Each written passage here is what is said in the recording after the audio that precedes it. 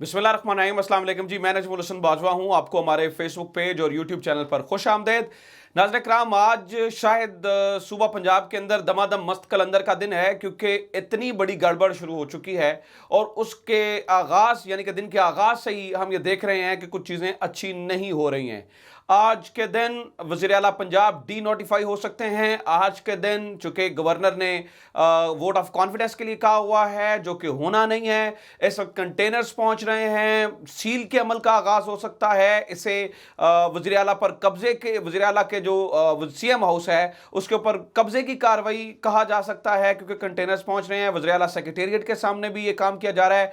IG एकदम से जो है ना वो ओहदा छोड़ गए हैं, नए चीफ सेक्रेटरी आ रहे हैं। मतलब गड़बड़ पे गड़बड़ है। आज अदालत जा सकता है मामला, और क्या क्या हो सकता है। आज ये चल क्या रहा है, पूरी सूरत हाल क्या है, इस वक्त एग्जैक्ट सिचुएशन क्या है, क्या इसमें से तहरीक इंसाफ के लिए कोई अच्छी खबर है, या ये जो पूरा एक पीडीएम का टोला है उसने जो प्लान किया है उस प्लान को जिक्र कैसे पहुंच सकती है, और कैसे जो है ना वो ये जो पूरा सोच के बैठे हैं प्लान उसको गड़बड़ किया जा सकता है। जो तहरीक इंसाफ का काउंटर प्लान है वो क्या है। बहुत ज़्यादा अहम और इंपॉर्टेंट खबरें इस वक्त मेरे पास मौजूद हैं आपके साथ शेयर करने के लिए।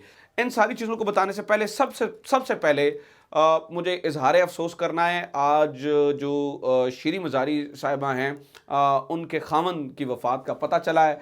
उनका खामन, उनके जो खामन हैं वो इंतकाल कर गए हैं। अल्लाह ताला उनके आगे की बेहतरी करे, उनके लिए ढेरों दुआएं हैं। अल्लाह ताला उनके लिए आसानियाँ जो है वो पैदा फरमाए। नाज़रीन कराम, इस वक्त सूबा पंजाब की हालत बड़ी जो है ना वो ख़राब है। मसला ये है कि आज गवर्नर पंजाब ने वोट ऑफ कॉन्फिडेंस लेने का कहा, और आज 4 बजे तक उस वोट ऑफ कॉन्फिडेंस को गवर्नर पंजाब के हुक्म के मुताबिक लेना है। अगर वो नहीं लिया जाता तो गवर्नर पंजाब का प्लान ये है कि वज़ीर आला को डी नोटिफाई कर दिया जाएगा। जब वज़ीर आला डी नोटिफाई कर दिए जाएंगे तो इसका मतलब ये है कि ना तो वो वज़ीर आला रहेंगे उनके प्लान के मुताबिक, तहरीक इंसाफ का काउंटर प्लान भी बताता हूँ, उनके प्लान के मुताबिक ना तो वज़ीर आला जो है वो वज़ीर आला रहेंगे और ना वो निगरान वज़ीर आला रहेंगे। सूबा एक आईनी बहरान की शक्ल इख्तियार कर जाएगा। इस पूरी सूरत हाल के अंदर गवर्नर के पास यह भी ऑप्शन मौजूद है कि वो गवर्नर राज लगा सकें।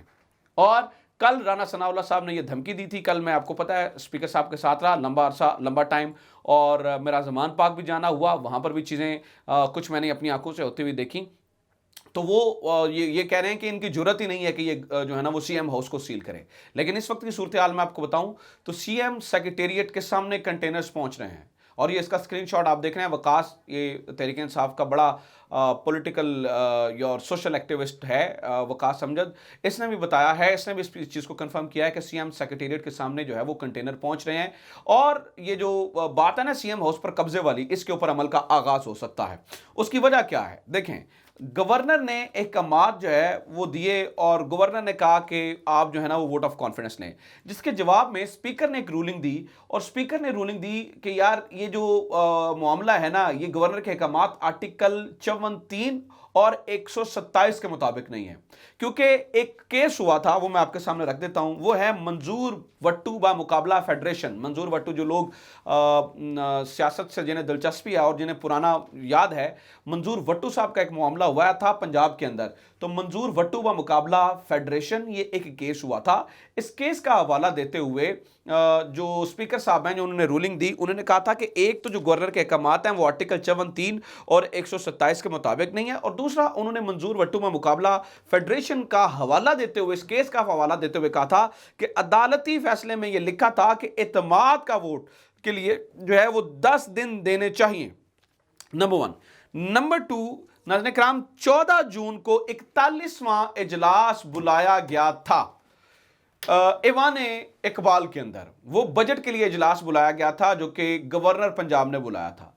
उस इजलास को जो ऐवान इकबाल के अंदर बुलाया गया था, ख़त्म नहीं किया गया था उस 41वें इजलास को। उसके बाद 42वां इजलास जो है ना वो स्पीकर की ज़ेर सदारत शुरू हो चुका, जो कि अभी 42वां इजलास जारी है। अब जो गवर्नर साहब कह रहे हैं वो 43वें इजलास के लिए कह रहे हैं। हालांकि कानून ये कहता है कि 41वां ख़त्म होगा तो 42वां शुरू होगा, 42वां खत्म होगा तो 43वां शुरू होगा। अब 41वां इजलास भी जारी है और 42वां इजलास भी जारी है। इस पूरे मामले के अंदर जो गवर्नर साहब हैं वो 42वां इजलास बुला नहीं सकते हैं। इस पूरी सूरत हाल के अंदर नाज़रीन कराम हुआ ये है कि पंजाब की, चूंकि वो क्या सोच रहे हैं कि डी नोटिफाई कर देंगे तो वज़ीर आला तब्दील हो जाएंगे, तो उसके लिए 3 नाम ज़ेरे गौर भी आ चुके हैं। ان کے نام میں آپ کو بتا دوں، پاکستان پیپلز پارٹی کی جانب سے یہ تینوں نام جو ہے وہ دیے جا رہے ہیں، اور پی ڈی ایم کے متفقہ امیدوار جو ہے وہ پیپلز پارٹی سے یہ تین نام سامنے آ رہے ہیں۔ وہ کون کون ہے؟ سید حسن مرتضیٰ، سید علی حیدر گیلانی اور عثمان محمود صاحب۔ یہ تین نام جو ہے وہ پی ڈی ایم کی جانب سے، یعنی کہ پاکستان پیپلز پارٹی کے یہ تین نام ہے جو کہ اس وقت جو ہے نا وہ دیے جا رہے ہیں، اور بتایا جا رہا ہے کہ انہی میں سے جو ہے نا وہ ایک وزیر اعلیٰ بن سکتا ہے، جو کہ بنے گا نہیں، آبویسلی وہ معاملہ عدالت میں جائے گا۔ تحریک انصاف کے میں کاؤنٹر کیا انہوں نے کیا اس کے اوپر بات کرتے ہیں۔ اچھا، اس کے علاوہ ناظرین اکرام صورتحال ایک اور یہ بھی ہوئی ہے کہ یہ جو آئی جی صاحب ہیں فیصل شاہکار صاحب، انہوں نے، معاملہ تو ان کا پرانا چل رہا تھا لیکن آج انہوں نے اچانک بھی عہدہ چھوڑ دیا ہے۔ اب آئی جی کے لیے ناظرین کرام فوری طور پر تین نام جو صوبہ ہے اس نے فیڈرل کو بھجوا دیے ہیں، ٹھیک ہے، اور وہ تین نام کون کون سے ہیں؟ وہ تین نام ہیں فیاض صاحب، عامر ذوالفقار صاحب اور غلام محمود ڈوگر صاحب۔ غلام محمود ڈوگر صاحب اس وقت سی سی پی او لاہور ہیں، اس وقت سی سی پی او لاہور ہیں، اور ان کی جو ہے نا ان کا نام بھی جو ہے نا وہ آئی جی پنجاب کے لیے بھیجا گیا ہے۔ اب یہاں پر معاملہ بڑا مزیدار ہو جاتا ہے ناظرین اکرام۔